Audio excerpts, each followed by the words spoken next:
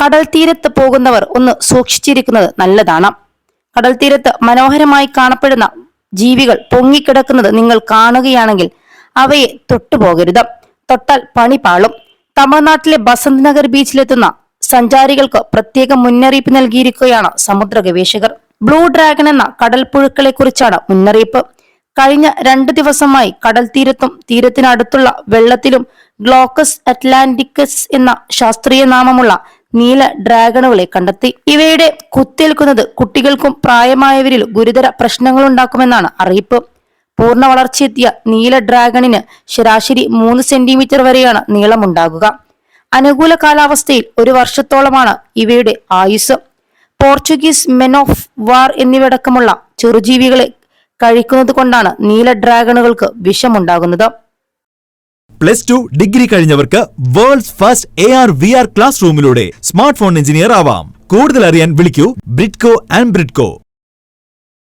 കൊടുങ്കാറ്റ്, കനത്ത മഴ തുടങ്ങിയ പ്രതിഭാസങ്ങളെ തുടർന്നാവാം ഇവ കടൽ തീരത്തേക്ക് എത്തിയതെന്നാണ് നിരീക്ഷണം.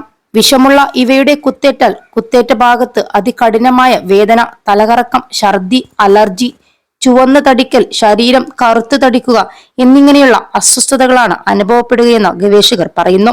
തീരത്തിറങ്ങുന്നവർ പരമാവധി ഇവയെ തൊടാതിരിക്കാൻ ശ്രദ്ധിക്കണമെന്നും ഗവേഷകർ അറിയിച്ചു. 50ഓളം ബ്ലൂ ഡ്രാഗണുകളെയാണ് ബസന്ത് നഗർ തകർന്ന പാലത്തിനു സമീപം കണ്ടെത്തിയത്.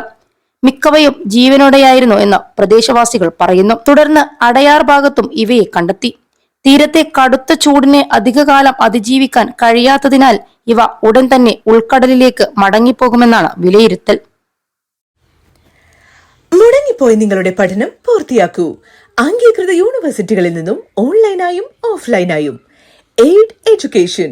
കോൾ 9037242243.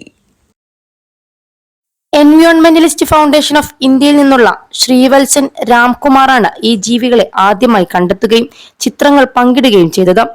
ബ്ലൂ ഡ്രാഗൺസിനെ കാണുന്നത് അപൂർവമാണെന്നും എന്നാൽ കോവളം തീരങ്ങളിലും മറ്റും പണ്ട് ഇവയെ കണ്ടെത്തിയതായി രേഖകളുണ്ടെന്നും സെൻട്രൽ ഫിഷറീസ് റിസർച്ച് ഇൻസ്റ്റിറ്റ്യൂട്ടിലെ ശാസ്ത്രജ്ഞൻ ജോകെ കിഴക്കൂടൻ പറഞ്ഞു.